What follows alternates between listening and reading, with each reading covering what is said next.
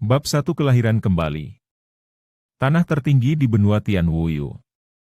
Angin hitam menderu-deru dengan panik, langit robek membuka luka besar, mengerikan dan menakutkan, menelan dan memancarkan retakan hitam, seperti binatang buas yang tak kenal lelah, menelan semua yang bisa ditelannya. Ini adalah salah satu dari 7 tempat terlarang di benua Tianwu, yang terletak di Dead Canyon di Wuyu. Di Dead Canyon, badai kehampaan yang mengerikan mengamuk sepanjang tahun dan tidak pernah berhenti. Ini telah menelan ribuan nyawa orang yang berkuasa selama puluhan ribu tahun. Itu seperti penggiling daging, mencekik semua kehidupan yang memasukinya.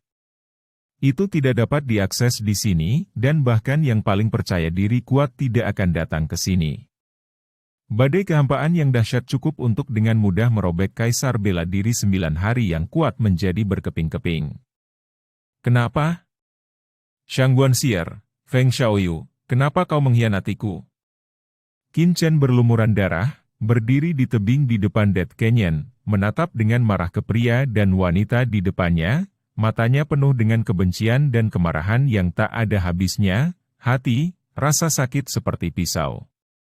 Qin Chen, sebuah generasi legenda di benua Tianwu, ahli alkimia pengobatan tingkat kaisar peringkat 9, master garis keturunan kekaisaran tingkat 8, dan kaisar bela diri tingkat 8.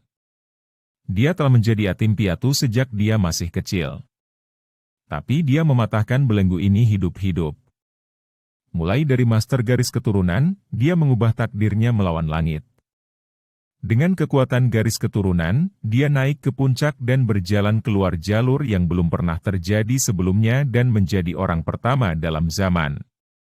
Pada usia 26, Qin Chen melaju ke Gunung Tianshan sendirian, berjalan melalui formasi 9 tingkat 9 dalam 49 hari, dan menjadi satu-satunya penyihir formasi yang melewati Gunung Tianshan selama 1000 tahun.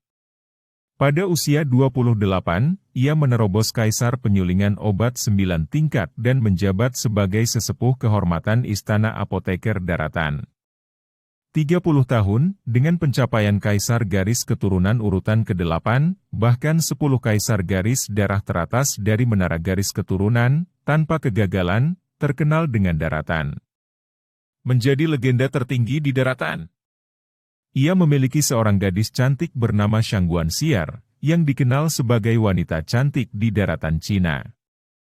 Selama 10 tahun terakhir, hidup dan mati telah bersama, dan Qin Chen telah melakukan semua yang dia miliki untuk membuat basis budidaya Shangguan Xier maju pesat, menjadi kaisar 9 surga, dan kisah hebat di daratan. Dia memiliki saudara laki-laki bernama Feng Xiaoyu. Selama 10 tahun terakhir, Qin Chen telah melakukan semua yang dia bisa untuk membantunya membangun Kekaisaran Suanyuan, sebuah daratan terkenal. Tetapi ketika dia membantu Hongyan dan orang kepercayaannya berdiri di atas daratan, mereka berdua mengkhianatinya bersama. Hari itu, dalam tidurnya, Shangguan 11R membanting pembunuh dan menusuk tubuh Qin Chen dengan tentara kekaisaran yang dia perbaiki. Pada saat yang sama, Feng Xiaoyu, yang sudah disergap di samping, langsung masuk ke istananya dan membuat tembakan yang kuat. 2 guru besar dari Kaisar Bela Diri 9 Surga, dan seorang Kaisar Bela Diri tingkat 8, bersusah payah untuk membunuhnya. Qin Chen tertangkap basah dan terluka parah. Dia keluar dari istana sepanjang jalan dan melarikan diri selama 3 hari 3 malam. Namun pada akhirnya, mereka diburu hingga ke Dead Canyon oleh 2 orang. Pada saat ini, Qin Chen kelelahan, meridiannya semua rusak, dan dia sekarat, tidak lagi bisa bertarung. Tapi dia tidak mengerti mengapa kedua orang ini, yang dia anggap paling dekat dengannya, bergandengan tangan untuk mengkhianatinya. Mengapa? Shangguan 11R, yang terlihat cantik dan tampak seperti peri dalam lukisan itu, menghadapi pertanyaan Qin Chen yang enggan, tersenyum dan meringkuk di pelukan Feng Xiaoyu, dan tangan besar Feng Xiaoyu langsung menyentuh Shangguan 11R. Pinggang. Mata Qin Chen membelalak, dengan ekspresi luar biasa di wajahnya. Di bawah keterkejutan hatinya, dia menyemburkan seteguk darah dan mendesis, "Kalian berdua tiba-tiba Shangguan 11R mencibir, memandang Qin Chen dengan sedih, dan mencibir, sebelum aku mengenalmu, aku jatuh cinta pada Xiaoyu. Alasan aku bersamamu hanya untuk memanfaatkanmu. Apa menurutmu aku benar-benar menyukaimu? Hahaha, salah. Shangguan Xier menatap Qin Chen dengan getir, setiap kali aku bersamamu, aku merasa mual. Jika bukan karena kamu memberi aku bulu membawa manfaat, jadi saya tidak repot-repot berbicara dengan Anda.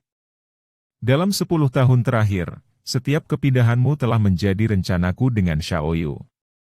Dalam beberapa tahun terakhir, Anda terobsesi dengan kultivasi dan pengobatan, dan Anda sering tertutup, memberi saya banyak kesempatan untuk bergaul dengan Xiaoyu. Kami sudah lama sepakat bahwa ketika kami menjadi Kaisar Wutian dari 9 surga, itu akan menjadi hari kematianmu.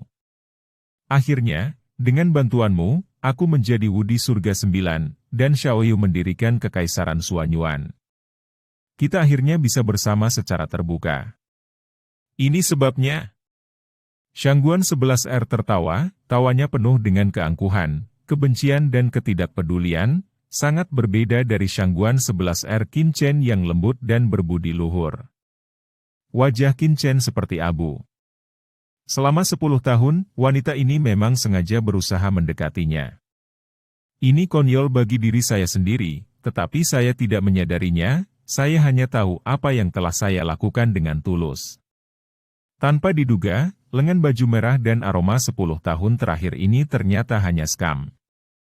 Hati Qin Chen seperti 1000 anak panah menembusnya. Lebih dari itu adalah kebencian. Wajah yang akrab itu sangat asing saat ini, dan bahkan wajah cantik itu telah menjadi jelek. Kakak yang baik, sekarang kamu tahu kenapa. Feng Xiaoyu mengangkat mulutnya dan tersenyum licik, untuk mencapai tujuan ini, saya bertahan selama 10 tahun dan menyerahkan tangan saya kepada wanita saya untuk Anda. Setiap kali saya melihat Anda dan dia terjerat bersama, saya bersumpah, tunggu sampai waktunya tepat. Pasti akan membunuhmu dan membuatmu kehilangan segalanya, dan kekayaan, status, dan wanitamu adalah milikku. Untungnya, semuanya sudah berakhir. Mata Feng Xiaoyu penuh dengan niat membunuh yang telanjang dan telanjang. Dia menatap gelang penyimpanan di pergelangan tangan kanan Qin Chen, menunjukkan keserakahan, dan tersenyum penuh kemenangan. Jangan khawatir, setelah kamu mati, segala sesuatu tentang kamu, mereka akan menerimanya, terutama hal-hal yang Anda dapatkan di tanah terlarang, dan wanita Anda. Feng Xiaoyu tersenyum licik, dan tangan rampingnya langsung mengelus pantat gemuk Shangguan 11R. Pasangan itu terkikik di depan Qin Chen. Qin Chen tersenyum sedih dengan mata dingin. Dua orang yang mereka anggap sebagai kerabat dekat telah berbohong kepadanya, menggunakan waktunya dalam retret untuk berlatih, melahap segala sesuatu tentangnya, tetapi dia secara konyol tidak menyadarinya. Ini berakhir seperti ini. Qin Chen tersenyum. Dia menertawakan sepasang anjing dan pria ini, hina dan tidak tahu malu. Juga tertawakan dirimu sendiri, idiot bodoh. Sambil tersenyum, 2 garis darah dan air mata jatuh dari sudut matanya. Dia berdiri perlahan, mata penuh kebencian, menatap 2 orang di depannya dengan ganas. TH. Dia benci jika diberi kesempatan, dia pasti akan membunuh lawan. Tapi, tidak ada kesempatan. Qin Chen melihat celah kekosongan yang keras di belakangnya, melompat ke mata ketakutan dari sepasang pria dan wanita anjing, dan langsung ditelan oleh celah kekosongan yang tak berujung. Sebelum meninggal, Qin Chen memiliki mata dingin dan seringai di sudut mulutnya. Ingin barangnya, kehidupan selanjutnya. Angin menderu-deru dan kekosongan hancur.